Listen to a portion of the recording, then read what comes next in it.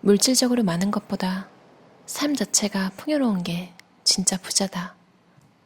나는 돈을 단순하게 물건이나 서비스를 살 수 있는 것이라고 생각한다. 20대 중후반 경제학 석사과정을 마쳤을 무렵에 내가 꿈꿨던 미래는 훌륭한 경력을 많이 쌓아서 높은 연봉을 받고 사회적으로 촉망받는 인재가 되는 것이었다. 심지어 그 연봉이 해마다 오르기를 바랐다.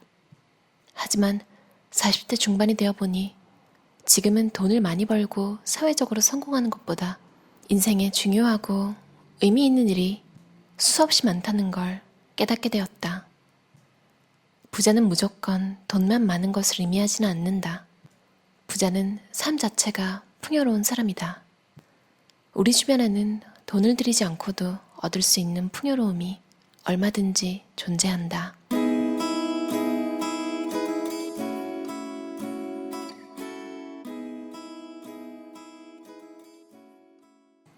일상생활에서 중요한 것은 경제에 크게 영향받지 않는 삶을 사는 것이다.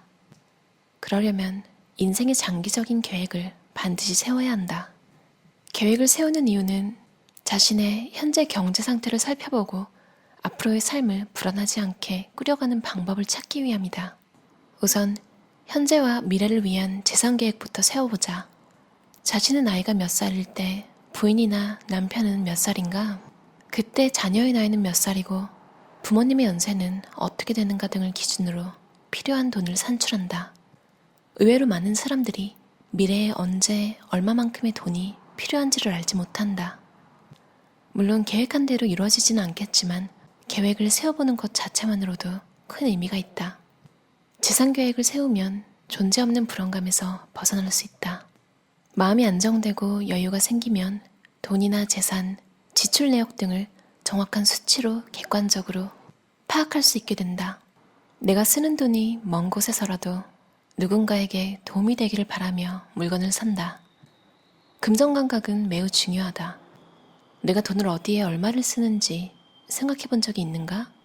예를 들어 필요한 물건이 천원마트에서 저렴하게 팔고 있다면 그곳에서 사는 게 좋다. 하지만 물건에 따라서 저렴한데 질이 나빠서 새로 구입하는 빈도가 잦다면 저렴하게 구입해도 결과적으로는 손해를 보는 것이다. 따라서 가격과 품질의 균형을 잘 따져봐야 한다. 지금 내가 사려고 하는 이 물건이 어디에서 왔는지 그만한 가치를 하는지를 생각한다. 그리고 지금 내가 쓰는 돈이 저 멀리 빈곤으로 고통받는 수많은 나라에 작은 도움이라도 줄 수 있기를 바라며 그런 데에 쓰려고 노력한다. 최근 전 세계적으로 휘게라는 말이 뜨고 있다. 덴마크어로 편안함, 안락함, 아늑한 상태라는 의미를 가지는데 일상 속의 소박한 즐거움과 여유로운 시간을 보낼 때 느끼는 행복을 뜻한다. 휘게를 떠올려보자. 어둡고 추운 겨울에도 사랑하는 가족, 친구들과 함께 오순도순 즐거운 시간을 보내면서 얻는 작은 행복을 느껴보자.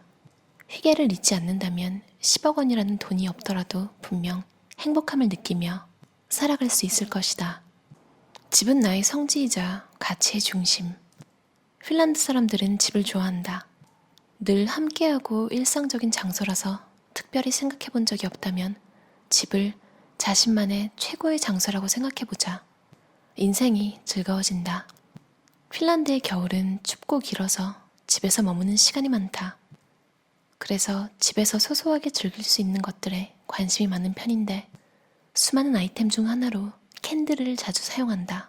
캔들을 켜는 것은 주변을 밝히기 위함보다 분위기를 좋게 하기 위해서다. 식사를 할 때 로맨틱한 분위기를 만들어주고 특히 겨울에는 캔들 하나만으로도 집안 전체에 따뜻한 분위기가 풍긴다.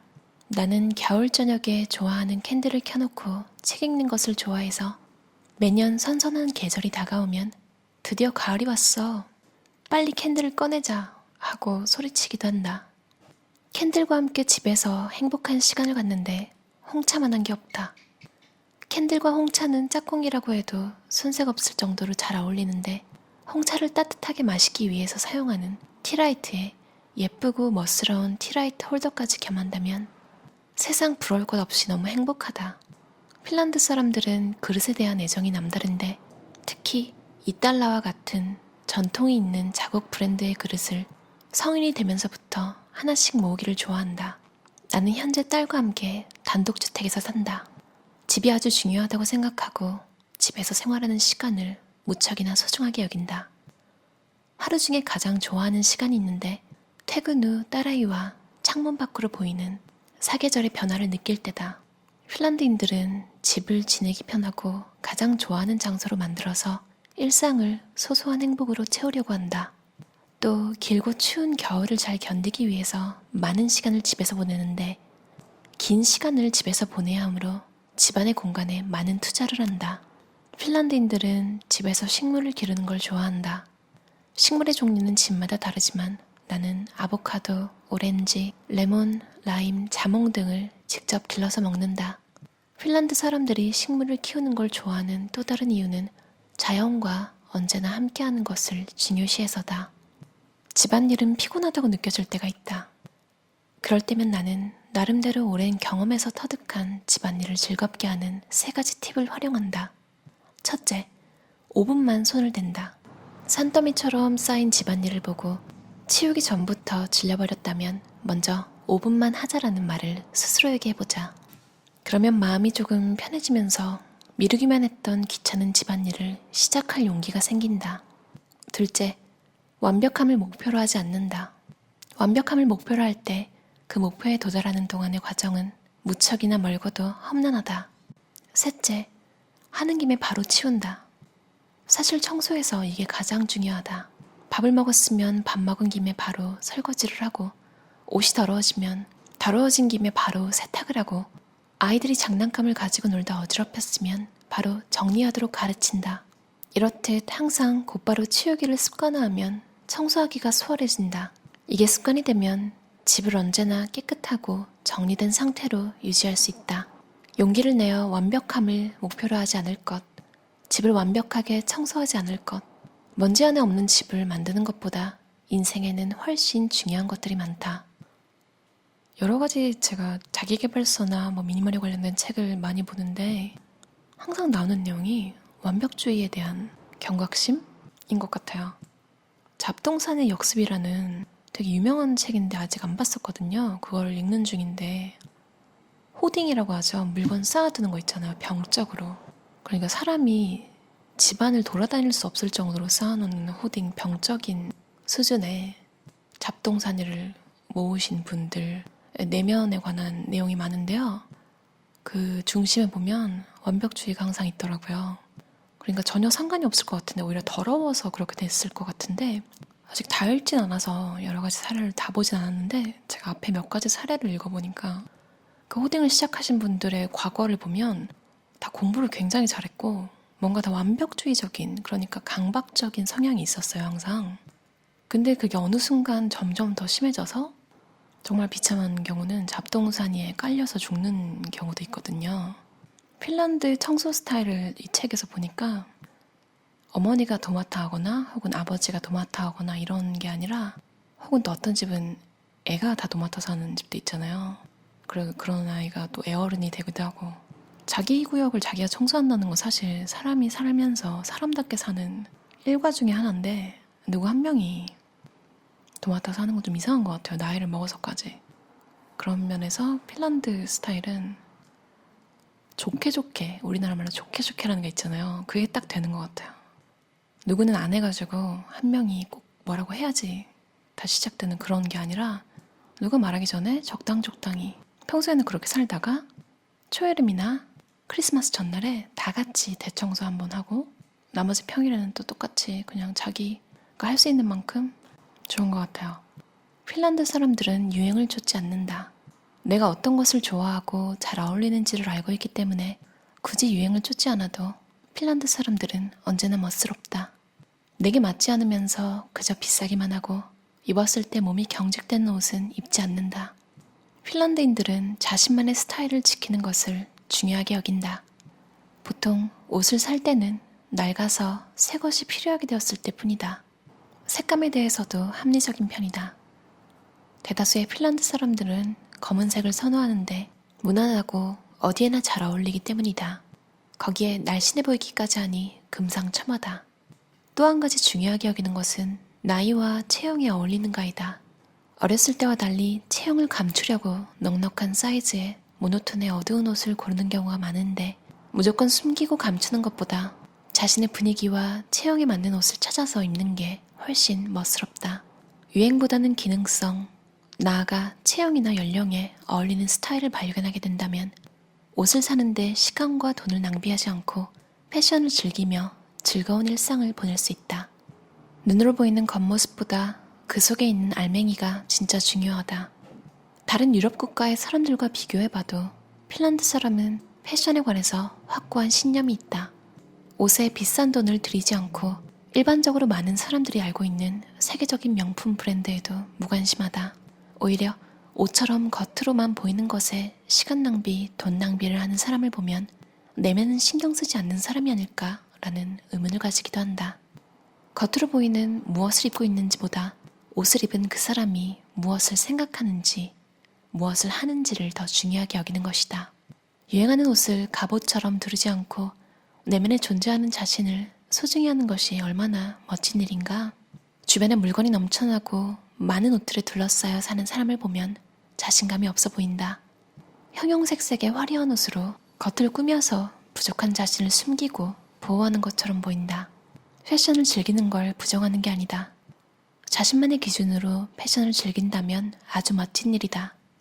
단지 내면은 나 몰라라 하고 겉모습의 아름다움에만 신경 쓰고 있다면 내면을 아름답게 가꾸는 것에도 관심을 가져보기 바란다.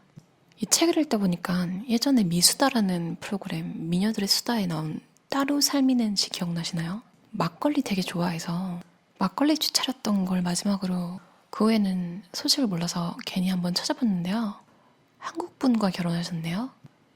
그리고 애도 2명 낳고 핀란드의 투르크라는 도시의 투르크 대학에서 한국어를 가르치고 있대요.